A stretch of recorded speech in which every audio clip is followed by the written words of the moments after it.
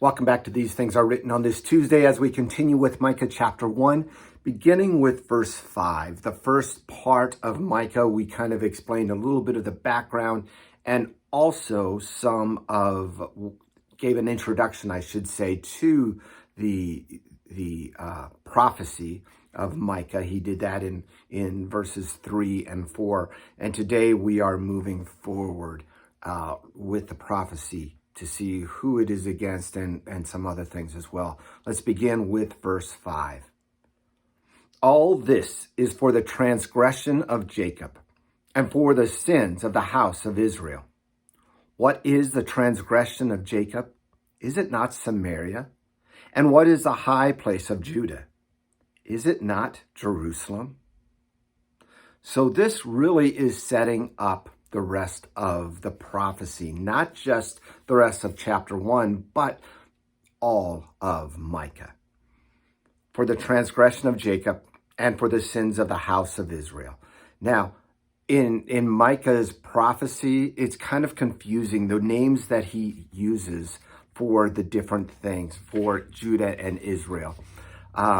Transgression of Jacob is for Samaria, the northern kingdom, and for the sins of the house of Israel is for Judah, the southern kingdom. Remember, sometimes the northern kingdom is called Israel. I'm going to call it Samaria during this book, during the study of Micah, because he uses Israel to mean Judah at times.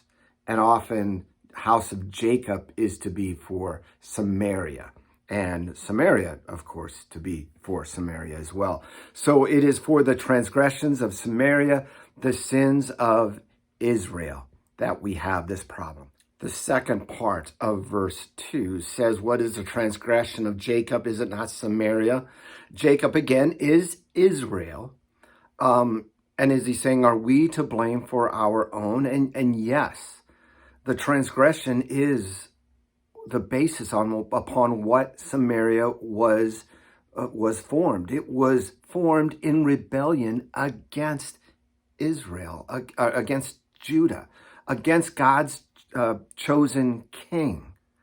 That sin then is Samaria, and the sin that was caused when Samaria, or the northern kingdom of Israel, was formed. Remember, Jeroboam the first set up all of these high places to worship the Lord along with all of the other gods. So we see that it was formed in rebellion, that Samaria in and of itself is a transgression to the Lord.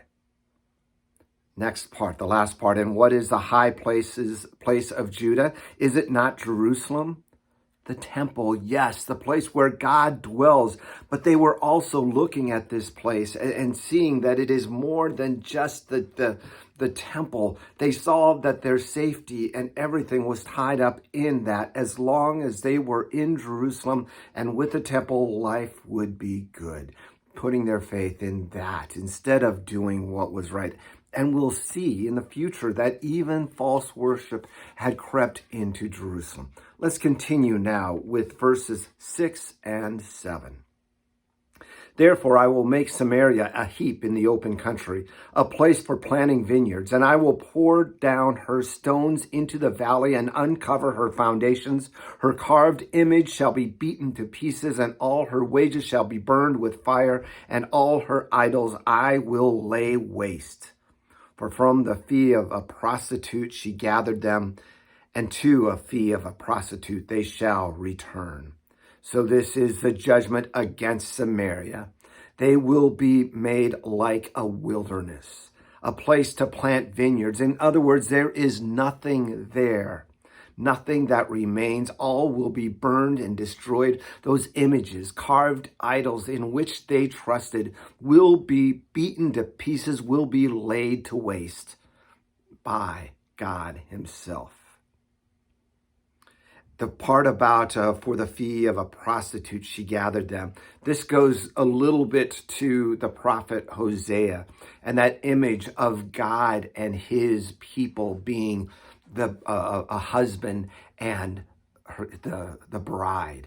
Even the picture of the church, God gives us this image in different places. But this is the picture of that exclusive relationship between husband and wife that Samaria prostituted themselves out against other gods. Let's continue with now verse 8. This is the beginning of a lament, a crying out to the Lord that will continue and will wrap up tomorrow. Before the introduction, for this I will lament and wail. I will go stripped and naked. I will make lamentations like the jackals and mourning like the ostriches. For her wounds are incurable, and it has come to Judah. It has reached the gates of my people to Jerusalem. So again, you get a picture of that mourning. At the very beginning, the lament and wail, being stripped and naked, is again a sign of wailing, of confession, you could say, or of lamenting. Lamentations like the jackals, howling like them. All of those things point to the mourning, the lament that God is doing, that the prophet is doing. For her wound is incurable, it says in verse 9. What is that wound? The wound of Samaria is her false worship of false gods, of bringing other gods into the worship of the one true God. And now it has come into Judah as well. It says it has reached the gates of my people to Jerusalem. What has reached the gates?